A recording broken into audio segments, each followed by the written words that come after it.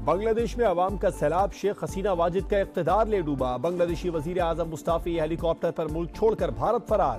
Curfew काम आया, ना कोई गोली। मुखालिफिन पर पाबंदियां, फांसियां, कैदोबंद की सोबतें सब रायगा। आर्मी चीफ ने 15 साल इख्तिदार में रहने वाली हसीना वाजिद को इस्तीफे के लिए 45 मिनट का अल्टीमेटम दिया। हजारों अफराद ने वजीर आजम की सरकारी रिहाइश गाह पर धावा बोल दिया, तोड़ फोड़ करके गुस्सा ठंडा किया। मुश्तइल मुजाहिरीन का शेख मुजीब से नफरत का इजहार। मुजस्समा तोड़ डाला, बाप बेटी की तस्वीर पर कालक मल दी। शेख मुजीब से मंसूब अजायब घर भी जला दिया।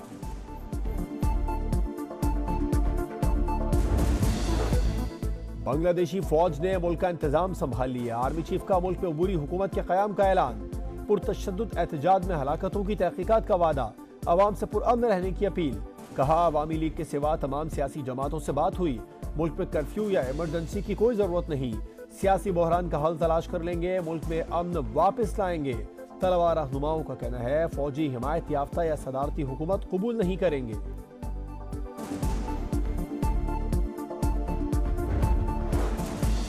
बांग्लादेशी सदर का साबिक वजीर आजम और अपोजिशन रहनुमा खालिदा जिया को फौरी रिहा करने का हुक्म। सदर मोहम्मद शहाबुद्दीन की सियासी रहनुमाओं से भी मुलाकातें।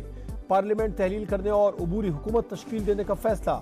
बांग्लादेश में आज सुबह कर्फ्यू खत्म होगा। मुल्क भर में इंटरनेट और मोबाइल फोन सर्विस बहाल। तालीमी इदारे और कारोबारी मराकज खुल जाएंगे।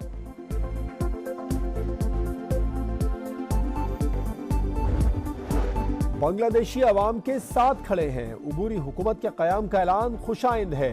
इक़्तिदार की मुंतक़ली बांग्लादेशी आइन के मुताबिक होनी चाहिए। तर्जुमान अमरीकी दफ्तर खारजा मैथ्यू मिलर की प्रेस ब्रीफिंग। कहा, एहतजाज के दौरान होने वाली हलाकतों पर अफसोस है। बरतानवी वजीर आजम का बांग्लादेश में जमहूरियत के तहफ़्फ़ुज़ के लिए जल्द इक़दाम पर जोर। यूरोपीय यूनियन का इक़्तिदार के पुरअमन और जमहूरी अंदाज में मुंतक़ली का मुतालबा। 9 मई पर मौक़िफ़ बहुत वाज़ेह, कोई तब्दीली आई ना आएगी। पाक फौज का दो टोक ऐलान। DGISPR ने कहा, डिजिटल दहशतगर्दी के खिलाफ पहली दिफाई लाइन कानून है, लेकिन कानून वैसे काम नहीं कर रहा जैसे करना चाहिए। बेज़मीन लोग चंद पैसों के लिए मुल्क इदारों के खिलाफ बातें कर रहे हैं। सवाल यह है कि पैसा कहां से आया। बैरून मुल्क से जो मुहिम चलाई जा रही है, जानते हैं कौन और क्यों चला रहे हैं। जनवरी से अब तक गैर मुल्की मीडिया में 127 आर्टिकल लिखे गए। फौज और अवाम में खलीज पैदा करने वालों के खिलाफ कानूनी कार्रवाई होगी।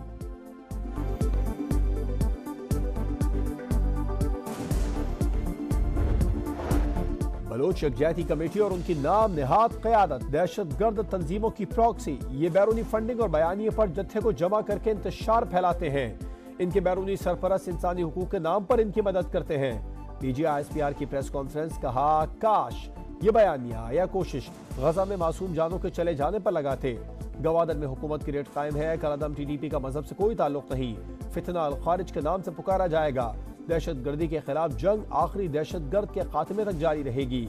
मसला कश्मीर अक़वाम मुत्तहिदा की करारदादों के मुताबिक हल करना नागुज़ीर है। मुसल्लह अफ़वाज हक़ खुद इरादियत के लिए कश्मीरियों के शाना बशाना है।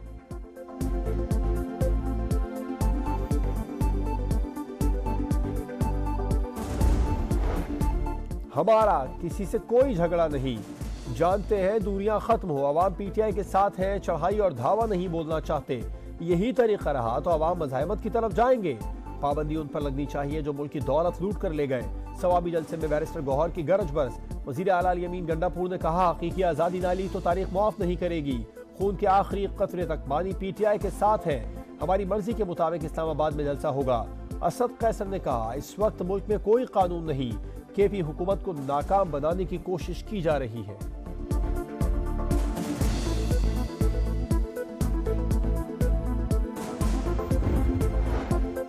हुक्मरान सुन ले, अगर मईशत नहीं चला सकते, महंगाई कम और IPPs को लगाम नहीं डाल सकते, तो फिर आपका भी बांग्लादेश जैसा मुकद्दर होगा। अमीर जमात इस्लामी का इंतबा। कहा, ऐसा ना हो शहबाज शरीफ और आसिफ जरदारी को कोई एयरलिफ्ट भी ना मिल सके।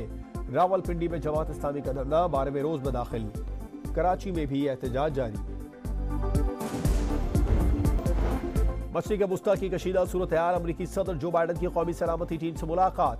ईरान के इसराइल पर मुमकिन हमले की सूरत हाल और अमरीकी फौजी मुआवनत पर ब्रीफिंग। अमरीकी फौज की सेंट्रल कमांड के सरबराह की तल अवीव में इसराइली वज़ीर दिफा और आर्मी चीफ से मुलाकात। खित्ते में सिक्योरिटी सूरत हाल पर तबादला ख्याल। इराक में फौजी अड्डे पर रॉकेटों से हमले में 5 अमरीकी फौजी जख्मी हो गए। ईरानी सदर से रूसी कौमी सलामती के सेक्रेटरी की मुलाकात, खित्ते की सूरत हाल और दो तरफा दिफाई ताल्लुकात पर तबादला ख्याल। रूसी ओहदेदार ने ईरानी फौज के सरबराह मेजर जनरल मोहम्मद बाकरी से भी मुलाकात की। अमरीकी अखबार के मुताबिक तेहरान की दरख्वास्त पर रूस ने ईरान को जदीद तरीन रडार और फजाई दिफाई आलात की फराहमी शुरू कर दी।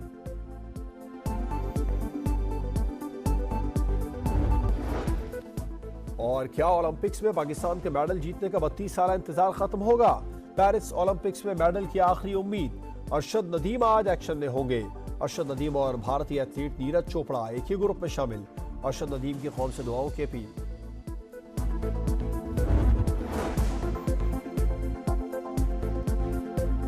अस्सलाम वालेकुम, आप देख रहे हैं समा। मैं हूं जवाद कमाल। हेडलाइंस आप जान चुके हैं, अब आप देख सकेंगे प्रोग्राम सुबह का समा। देखते रहिए समा।